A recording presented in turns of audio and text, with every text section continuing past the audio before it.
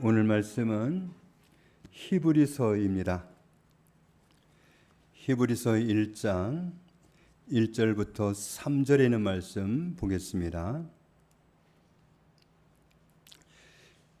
옛적에 선지자들을 통하여 여러 부분과 여러 모양으로 우리 조상들에게 말씀하신 하나님이 이 모든 날 마지막에는 아들을 통하여 우리에게 말씀하셨으니 이 아들을 만유의 상속자로 세우시고 또 그로 말미암아 모든 세계를 지으셨느니라.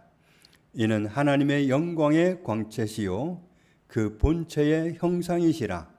그의 능력의 말씀으로 만물을 붙드시며 죄를 정결하게 하는 일을 하시고 높은 곳에 계신 지극히 크신 이의 우편에 앉으셨느니라. 아멘. 오늘부터 얼마 동안 히브리서 말씀으로 같이 은혜를 나누고자 합니다.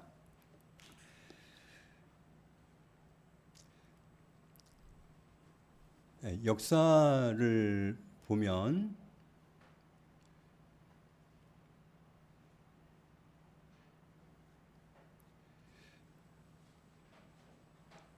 끝에서 두 번째 걸 뺐다가 다시 한번 꽂아주겠어요?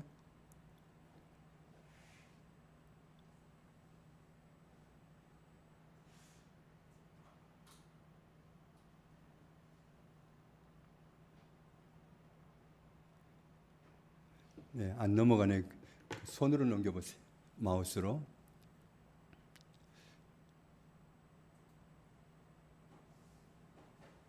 처음. 예.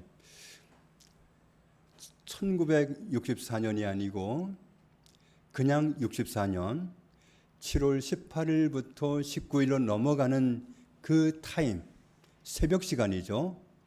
로마 시내에 화재가 발생했습니다. 로마 경기장 북서쪽에 있는 지하상가에서 화재가 발생했는데, 로마는 정말 얼마나 발전한 그런 나라인지 그 당시만 해도 벌써 화재를 진압하는 관청이 있었답니다. 그렇지만 모두가 잠든 새벽 시간에 화재가 났기 때문에 전혀 손을 쓸 수가 없었고, 그리고 로마 시내에는 여태껏 전쟁이 없었기 때문에 이 건축물이 수백 년 된 그런 집들이었답니다.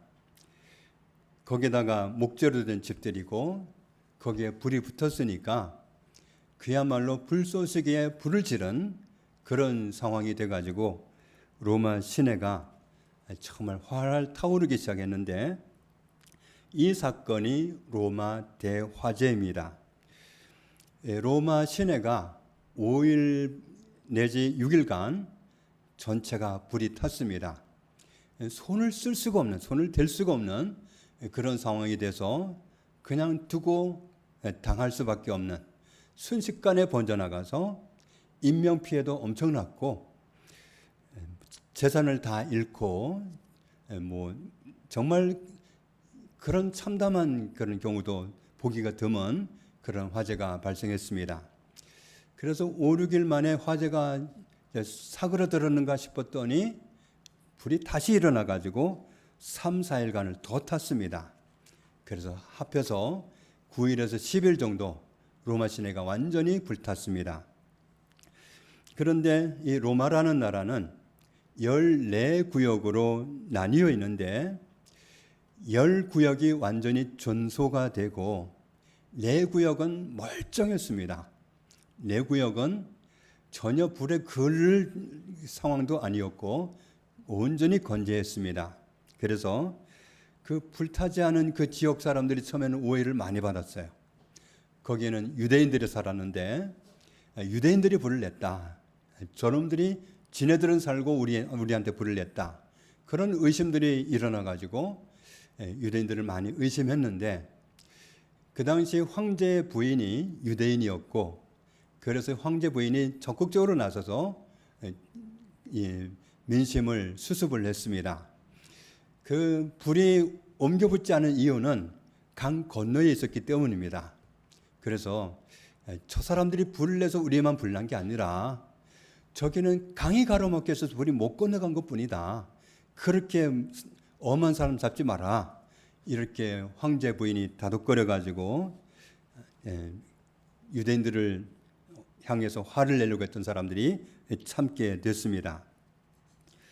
그런데 이 화제가 있기 10년 전에 로마에는 새로운 황제가 등극했는데 그 황제가 예술적인 감각이 있어가지고 이 황제는 황제가 되면서부터 로마라는 그 도시가 전혀 마음에 들지 않았습니다.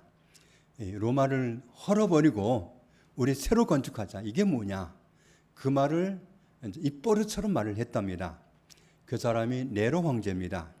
그렇게 말을 했는데 전에도 말씀드린 것처럼 원로들이 반대를 해서 새로 짓지를 못하고 있었는데 이렇게 화재가 나서 로마 시내가 전부 불타버리는 이런 황당한 일을 겪고 나서 집을 잃고 가족을 잃고 재산을 잃고 모든 것을 잃고 나니까 로마 사람들이 얼마나 화가 났는지, 그래서 그 입버릇처럼 로마를 다시 재건하자고 말했던 네로 황제가 불을 낸 거 아니냐.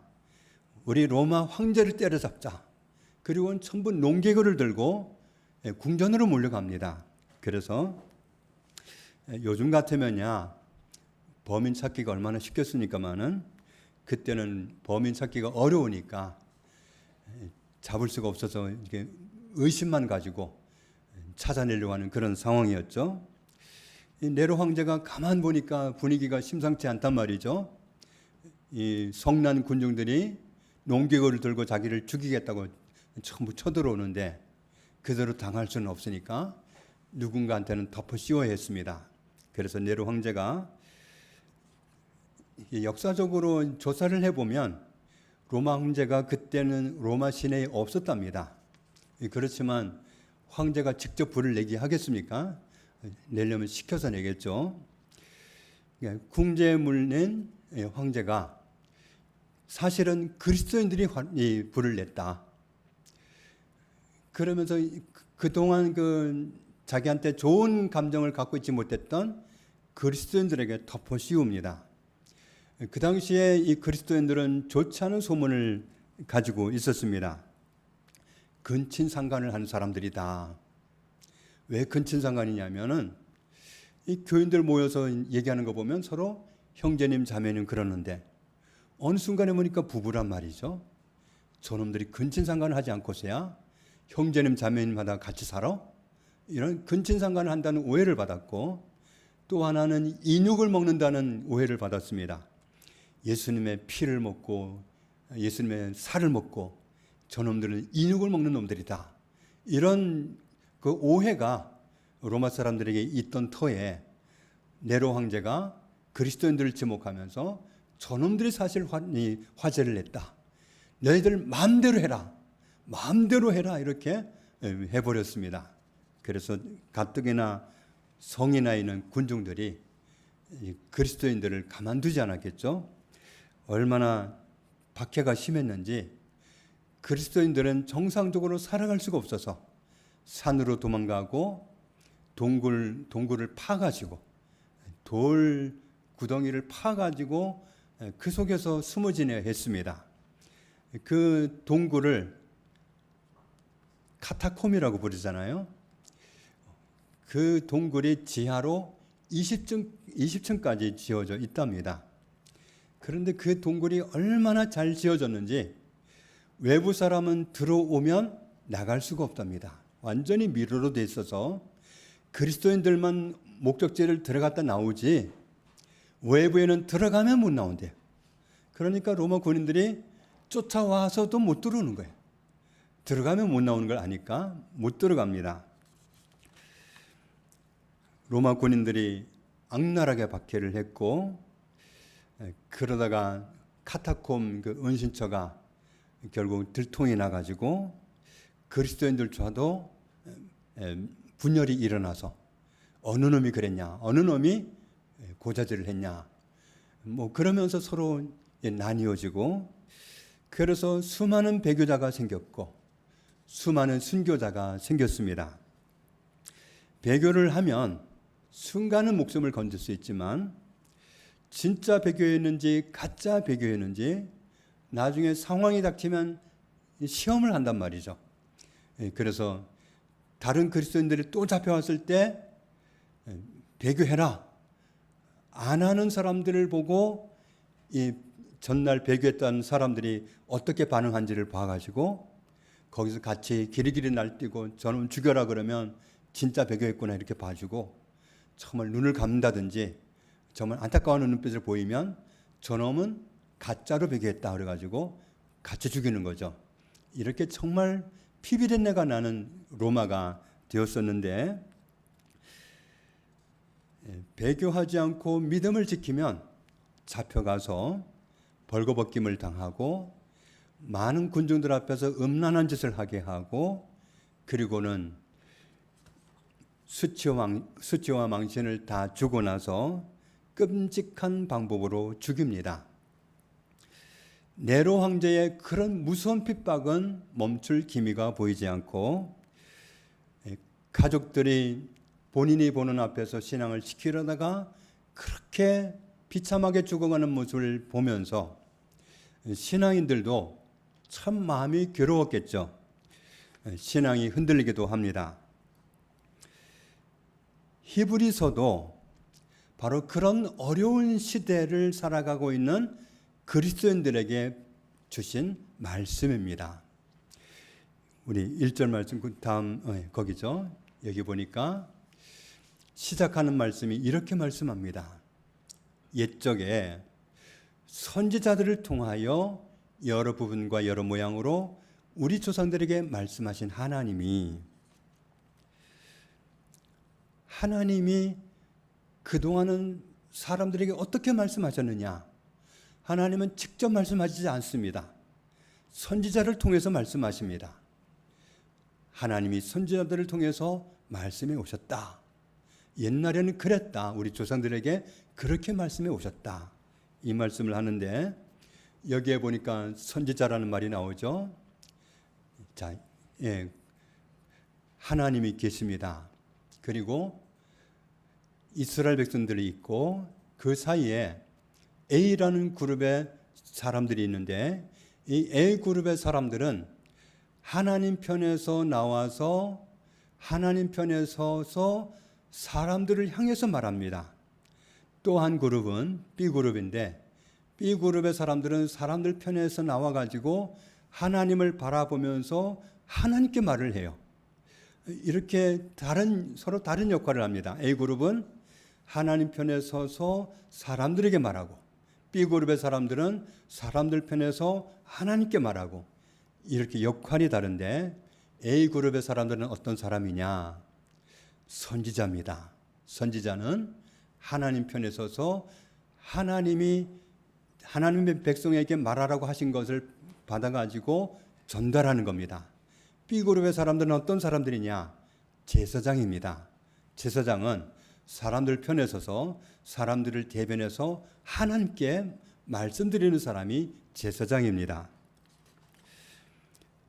그래서 우리가 성경을 보면 그 다음 장면에 관점이 다른 역사서가 두 권 있는데 선지자가 기록한 역사서가 열왕기상하고 제사장이 기록한 역사서가 역대상하입니다. 같은 시대를 살았고 같은 역사를 겪으면서 바라보는 관점이 다르기 때문에 서로 좀 다르게 보입니다. 이래서 그랬구나. 선지자는 선지자의 눈으로 보니까 그랬고 제사장은 제사장의 눈으로 보니까 이렇게 표현했구나 하는 것을 앞으로 열왕기상하, 역대상하를 보면서 좀 더 이해할 수 있겠습니다. 선지자는 예언을 하는데 예언이라는 한자가 이렇게 씁니다. 다른 예자를 쓴 게 아니라 이 예자는 미리 예자도 되지만 맡길 예도 됩니다. 맡겨진 말씀을 전하는 사람이 맡겨진 말씀을 전하는 것이 예언입니다. 그러니까 하나님이 미리 알게 해주신 미리 알게 해주신 것을 말하는 게 예언의 의미가 아니고 우리는 예언하면 모르는 거, 우리는 알지 못하는데 하나님이 미리 알게 해준 것을 말하는 게 예언이거니 이렇게 생각하잖아요. 그런데 원래는 그런 뜻이 아니라 하나님이 맡겨주신 말씀을, 너 이 말씀을 어디에 가서 누구한테 전해, 너 이 말씀을 이스라엘 백성들에게 전해, 그렇게 맡겨진 말씀을 전하는 것이 바로 예언입니다. 그래서 우리가 예언이라는 말을 다르게 해석을 해야 된다는 것을 말씀드리는 겁니다. 구약 시대에 하나님은 선지자에게 말씀을 주시든지 환상을 주시든지 꿈을 주시든지, 다니엘 같은 경우에는 꿈을 많이 꾸었잖아요. 그러면서 이상을 받았다 이렇게 표현도 했는데, 하나님이 그런 방법으로 전할 말씀을 주셔가지고 그것을 선지자를 통해서 말씀해 오셨단 말이죠. 그래서 옛날에는 아직요, 하나님 말씀을 듣고 싶으면 어떻게 하면 되겠어요? 선지자를 찾아가면 됩니다. 왜냐하면 선지자가 하나님의 말씀을 받아갖고 있을 거기 때문에 선지자를 찾아가면 됩니다. 그래서 선지자를 통하지 않고는 하나님을 알 수가 없는 시절이 옛날 시절이었습니다. 그래서 구약 시대에는 하나님을 알고 싶고 하나님의 뜻을 알고 싶으면 선지자를 찾아가면 됩니다. 1절 말씀 다시 보면, 옛적에 선지자들을 통하여 여러 부분과 여러 모양으로 우리 조상들에게 말씀하신 하나님이 선지자들을 통해서 말씀해 오셨다. 한 시대에 선지자가 한 명만 있지 않겠죠? 한 시대에 여러 명의 선지자가 있기도 합니다. 그러면 하나님이 한 선지자에게 모든 말씀을 다 주셨다든지, 모든 것을 다 알려주셨다든지, 하나님 뜻을 그냥 다 알려주셨다든지, 그래서 A라는 사람이 가서 물어도 다 알고 C라는 사람이 가서 물어도 다 알고 누가 와도 하나님 말씀이 다 와 있고, 그렇지를 않았습니다. A라는 선지자가 받은 말씀이 다르고 B라는 선지자가 받은 말씀이 다르고 C가 받은 말씀이 다르고 선지자마다 다 달랐어요. 다 똑같지가 않았습니다. 어느 선지자가 아무리 정말 훌륭해도 그 선지자한테 모든 걸 다 알게 주지 않았어요. 그래서 모든 선지자가 다 필요했던 거예요. A 선지자가 모르는 걸 B 선지자 찾아가면 알 수도 있어요. A도 모르고 B도 모르는데 C를 찾아가면 C 선지자는 알 수도 있어요. 그러니까 모든 선지자가 그 시대에는 다 필요했습니다. 그런데 이때까지는 하나님이 선지자를 통해서 말씀하셨는데, 그 다음 절을 보면 이 모든 날 마지막에는 아들을 통하여 우리에게 말씀하셨으니, 하나님이 이제부터는 아들을 통해서 말씀하신다.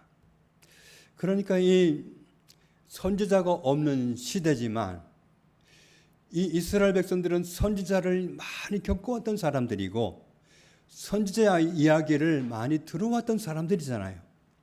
그런데 도대체 이 네로라는 미친 황제가 핍박을 멈출 기미가 안 보이는데, 이러다간 그리스도인들이 다 죽어나갈 것 같고 교회가 무너질 것 같은데, 이때 선지자라도 있으면, 그러면 선지자를 찾아가서 물어보면 될 텐데 선지자도 없고, 영적 지도자들은 다 순교를 당했거나 감옥에 있고, 선지자라도 있었으면 얼마나 좋았을까, 그런 생각했겠죠. 그래서 하시는 말씀이, 하나님은 지금은 선지자를 통해서 말씀하신 시대가 아니다. 아들을 통해서 말씀하신다. 아들을 통해서 말씀하신다. 이것이 정말 중요한 키포인트입니다. 이제는 하나님이 아들을 통해서 말씀하시는 시대이기 때문에 선지자를 찾고, 선지자가 있으면 얼마나 좋을까, 선지자를 찾아다니고 그럴 때가 아니라는 겁니다. 그래서 지금은 선지자를 찾아다닐 때가 아닙니다. 자칭 선지자라고 하면서 사람의 영혼을 누락질하는 이단들이 참 많습니다. 그렇기 때문에 선지자 시대가 아닌데 선지자를 찾아다니다가 정말 망할 수가 있기 때문에 주의해야 됩니다. 이사야 9장에 있는 말씀을 보면, 이는 한 아기가 우리에게 낳고 한 아들을 우리에게 주신 바 되었는데 하나님이 한 아기를 주셨다. 한 아들을 우리에게 주셨다. 하나님이 당신의 아들을 우리에게 주셨습니다. 하나님은 아들을 통해 말씀하시는데 아들을 주셨어요. 주셨으니까 우리에게 와 계신 거예요. 요한복음 3장에도 하나님이 세상을 이처럼 사랑하사 독생자를 주셨다. 주셨으니까 우리에게 와 계신 거예요.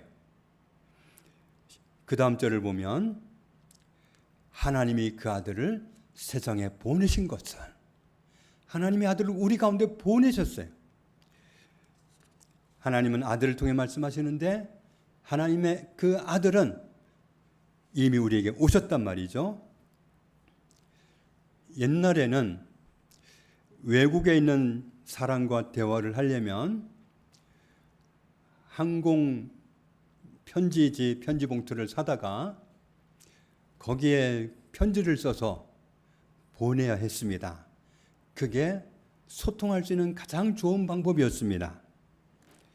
심지어는 같은 나라 안에 있어도 불과 몇십 년 전만 해도 같은 나라 안에 있는 사람과 소통을 하려면 편지를 써서 보내고 받고 하는 것이 가장 좋은 교통의 방법이었습니다. 급하면 전보를 치고요. 지금은 아는 사람이 어느 나라에 있든지 핸드폰만 있으면 마음대로 통화할 수 있습니다. 심지어는 얼굴을 보면서도 통화할 수 있습니다. 멀리 있든지 가까이 있든지 이제는 거리가 의미가 없는 시대가 되었습니다. 사람 사는 세상도 이런데 하나님과 우리 사이는 어떻겠어요? 하나님은 시간에도 제한받지 않으시고 공간에도 제한받지 않는 분이십니다. 하나님 우리를 얼마나 잘 보고 계시겠어요?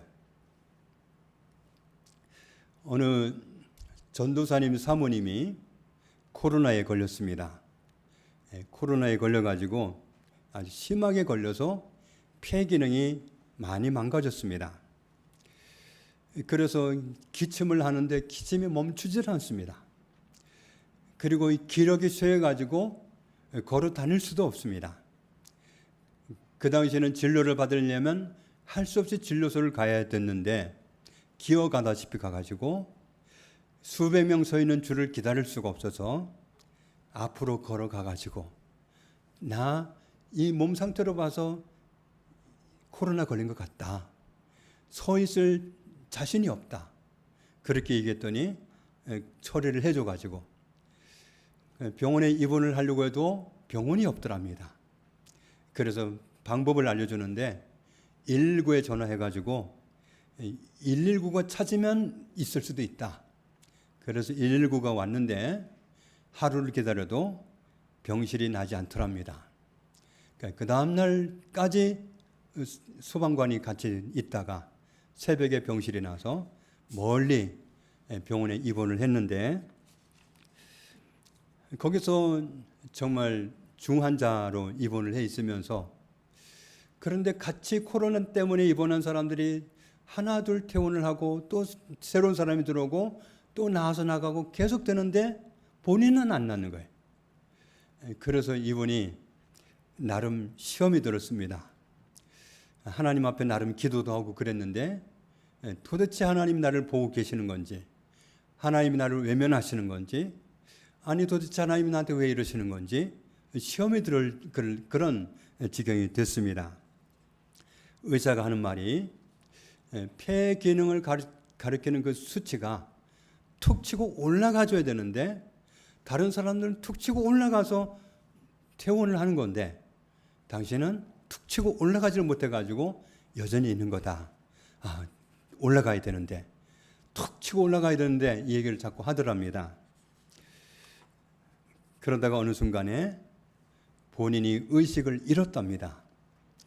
본인이 의식을 잃었는데 자기가 어느 홀 안에 있고 그리고 어떤 유리관 안에 누워 있더랍니다. 보안이 자기가 죽어서 시체가 돼가지고 유리관 안에 들어있고 그리고 또 살펴보니까 본인만 시체가 되는 게 아니라 그 홀 안에가 전체가 다 유리관이 차곡차곡 쌓여 있는데, 몇 칸으로 쌓여 있는데 본인은 누가 와서 본다고 한들 관심도 쓸 수 없는 맨 뒤쪽에 구석진 곳에 쌓여 있고, 전부가 유리관 속에 있는 시체들로 확인이 되더랍니다. 아, 내가 죽었구나 그러고 있는데 갑자기 문이 탁 열리면서 빛이 확 쏟아지는데 예수님이 오셨더랍니다. 그리고 그 예수님이 놀랍게도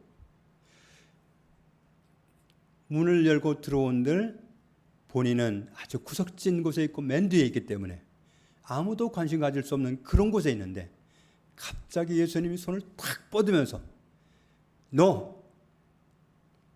네가 거기 있는 줄 내가 다 알아, 이렇게 말씀하시는데 정신이 번쩍 나더랍니다. 그래서 정말 자기가 잘못했다고, 주님이 나에게 관심이 없는 줄 알고 그렇게 원망하고 그랬는데, 이렇게 잘 알고 계시는데 제가 잘못했습니다. 눈물을 쏟으면서 회개를 했답니다. 그리고 어느 순간에 의식이 돌아왔는데 의사가 하는 말이, 조금 전에 수치가 툭 올라갔습니다. 이제 됐습니다 그러더랍니다. 본인은 거기서 죽을 줄 알았대요.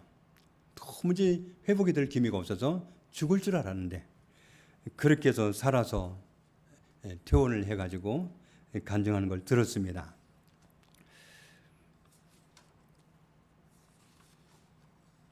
시편 139편을 보면,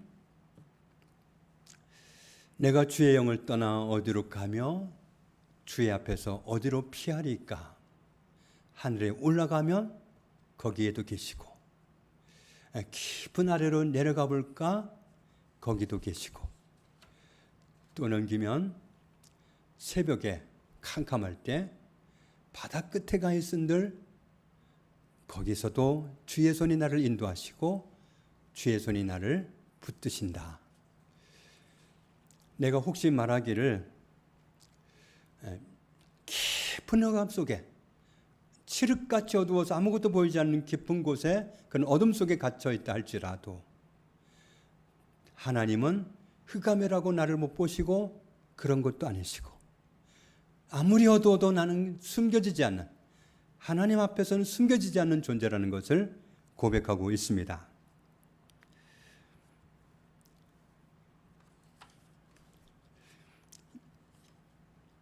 (1절부터) (5절에) 있는 말씀을 더 보면, 여호와여 주께서 나를 살펴보셨으므로 나를 아시나이다. 하나님은 우리를 모르시지 않습니다. 늘 살펴보셨기 때문에 내가 앉았는지 섰는지 아무리 거리가 멀어도 내 생각을 모르는 것이 하나도 없으십니다. 내가 어디를 가고 있는지 어디에 누웠는지 다 보고 계시고, 내가 무슨 행동을 하는지 다 아십니다. 내가 무슨 말을 했는지도 다 아십니다. 내가 한 행적을 아무것도 모르는 것이 없으시고, 나의 앞뒤를 둘러싸고 계시고 나를 안수하신 분이 하나님이십니다. 하나님은 공간에도 제한받지 않으시고 거리에도 제한받지 않으시고 우리와 함께 계십니다. 요한복음 1장을 보면 태초에 말씀이 계시다. 이 말씀이 하나님과 함께 계셨다. 이 말씀은 곧 하나님이시다. 지금 예수님을 소개하는 말씀이에요. 이 말씀이 하나님과 함께 계셨다. 만물이 이분을 통해서 지어졌다. 지어진 것 중에, 피조물 중에 이분 없이는 된 것이 없다. 아무것도 예수님 없이 존재하는 것은 없습니다. 예수님이 우리를 지으셨습니다. 10절부터 보면, 그가 세상에 오셨기 때문에 세상에 계셨으며 세상에는 모든 사람, 모든 피조물은 그분으로 말미암아 지은 바 되었으되, 세상이, 다른 피조물은 다 알아요. 다른 피조물은 다 아는데 타락한 사람만 몰라요. 사람만 그를 알지 못하였고 자기 땅에 오셨지만 자기 백성을 찾아오셨지만 영접하지 아니했고, 그러나 같이 읽습니다. 영접하는 자 곧 그 이름을 믿는 자들에게는 하나님의 자녀가 되는 권세를 주셨으니. 아멘. 우리를 지으신 분이기 때문에 우리의 주인입니다. 원래부터 예수님은 우리 주인입니다. 자기 주인을 알아보고 모셔드리는 사람은 하나님의 자녀라는 놀라운 신분을 회복하게 됩니다. 베드로전서 3장에 보면 같이 읽습니다. 너희 마음에 그리스도를 주로 삼아 거룩하게 하고 너희 속에 있는 소망에 관한 이유를 묻는 자에게는 대답할 것을 항상 준비하되 온유와 두려움으로 하고. 그리스도를 주로 삼아. 예수님을 모실 때 그냥 적당한 위치로 모시는 게 아니고 어떤 하인으로 모시는 게 아닙니다. 내가 필요할 때 뭐든지 말할게, 다 들어줘 이러면서 하인으로 모시는 게 아니라 예수님을 주인으로 모시는 겁니다. 너희 마음에 그리스도를 주로 삼아. 네로의 박해 시대를 살면서 도대체 박해가 끝날 기미가 없고 황제는 웬만한 일이 있어는 바뀌지도 않잖아요. 그 지독한 네로는 죽지도 않을 거고, 그러니 어떻게 합니까? 교회 지도자들은 없고 마땅히 찾아갈 선지자도 없는 시대고, 그래서 예수님이 이런 고난 가운데 있는 우리를 알고 계실까, 이런 의문이 들고, 예수님이 이 고난을 끝내주기는 하실까, 그런 힘이 있기는 하실까 싶을 정도로 전혀 관여를 안 하시는 것 같고, 이런 의문들이 차츰차츰 생겨나는 이때에 히브리서를 통해서 하나님이 말씀하십니다. 이 모든 날 마지막에는 하나님이 선지자를 통해서 말씀하지 않는다. 아들을 통해서 말씀하신다. 하나님의 뜻을 알고 싶으면 하나님의 아들을 찾아라. 하나님의 아들은 우리에게 주셨잖아요. 하나님의 아들을 우리가 모셨으면 우리 안에 있잖아요. 그렇기 때문에 하나님의 뜻을 알고 싶으면, 하나님께 뭔가 알고 싶으면 아들을 찾으라는 거예요. 하나님이 이제 아들을 통해서 말씀하시기 때문에. 예수님은 어떤 분이냐면 이 아들은 만유의 상속자다. 만유를 상속하신 분이시다. 만유의 주인이시다. 그리고 이분을 통해서 모든 세계를 지으셨기 때문에 이분은 만물을 지으신 분이시다. 박해받는 사람도 이분이 지으셨고, 박해하는 사람도 이분이 지으셨고, 이분이 주권자이십니다. 3절을 보면 이분은, 예수 그리스도는 하나님의 영광의 광채시다. 그리고 예수님은 하나님의 본체의 형상을 갖고 계시다. 그리고 능력의 말씀으로 만물을 붙들고 계시는 분이시다. 그리고 죄를 정결하게 하는 일을 하셨다. 지극히 높은 곳에 계시는 하나님 우편에 지금은 앉아 계신다. 한마디로 예수님은 어떤 분이냐면 지존자이십니다. 가장 크신 분, 가장 높으신 분, 더 이상은 어디에도 그보다 높은 자가 없는 최고한 주권자가 예수님이십니다. 아무도 감히 맞설 수 없는 지극히 크신 분, 그분이 예수님입니다. 만유의 주인이시고 모든 피조물을 창조하신 분이시고 하나님의 영광스러운 광채이시고 하나님의 형상을 지니신 분이시고 말씀으로 만물을 붙드신 분이시고 죄를 정결하게 하신 분이시고 우리를 하나님 앞에 있을 수 있게 하신 분이시고 하나님 보좌 우편에 계시는 주권자요 지존자가 바로 예수 그리스도입니다. 그분은 하나님이 우리에게 주셨기 때문에 우리에게 계십니다. 네로는 아무것도 아닙니다. 지금은 저렇게 서슬이 폰해서 모든 그리스도인들을 씨를 말릴 듯하지만 지존자 앞에서 네로는 아무것도 아닙니다. 로마 군인도 아무것도 아닙니다. 지존자를 모시고 있어도 지존자를 바라보지 않고 지존자에게 나아가지 않고 지존자에게 여쭙지 않으면 사람은 보이는 것에 마음을 빼앗기고 그렇게 하나님을 의심하는 자리까지 떨어질 수가 있습니다. 예수님은 그리스도입니다. 하나님의 보냄을 받고 오셔서 죄로 인해서 하나님의 진노와 심판 아래 있던 우리를 구원해 주셨습니다. 어떻게 구원해 주셨습니까? 우리의 죄를 전가받으시고 우리 대신 죄인이 되셨습니다. 우리가 당해야 했던 하나님의 진노와 심판을 몸으로 대신 받으시고 그래서 우리는 예수님 때문에 자유를 얻었습니다. 하나님의 심판도 하나님의 진노도 안 받아도 되도록 됐습니다. 자기 몸으로 우리가 당할 하나님의 진노와 심판을 당하신 그리스도가 지존자이십니다. 지존하신 분이십니다. 그분이 모든 주권을 갖고 계신 유일한 분이십니다. 그런데 그분이 하늘에 계신 것도 아니시고 물론 천국에 계시지만 거리가 문제가 되지 않기 때문에 공간이 문제가 되지 않기 때문에 지금도 우리와 함께 계시고 우리의 예배를 받으시는 분이십니다. 세례 요한이 마지막 선지자였으니까 선지자라도 있었으면 하나님의 말씀을 들을 수 있었을 텐데 하는 그런 사람들에게 지금 말씀하는 겁니다. 선지자를 통해서 말씀하시는 것은 옛날 방식이었고 지금은 아들을 통해서 말씀하신다. 우리도 하나님의 말씀을 듣기 위해서 하나님의 뜻을 알기 위해서 하나님의 아들에게 나가야 됩니다.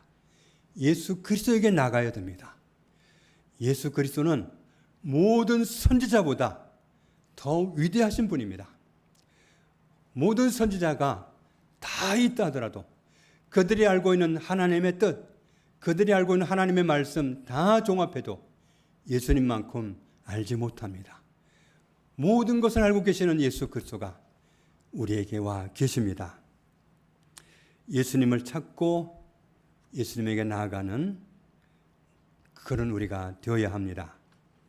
요한복음 3장에 말씀하시기를 31절부터 보면 위로부터 오시는 이는 만물 위에 계시고 땅에서 난 사람은 땅에 속하여 땅에 속한 것을 말하느니라. 위로부터 하늘로부터 오시는 이는 만물 위에 계시나니 그가 친히 보고 들은 것을 증언하되 예수님은 지어서 말하는 게 아니라 하나님 앞에서 직접 보고 들은 말씀을 말해주려고 하는데 예수님이 말씀하려고 해도 받는 자가 없도다. 예수님이 직접 하신 말씀이에요. 예수님은 하나님 앞에서 들은 말씀을 보았던 것을 다 말해주고 싶어 하시는데 들으려고 하는 사람이 없다. 우리는 다른 데서 듣고 싶어 합니다.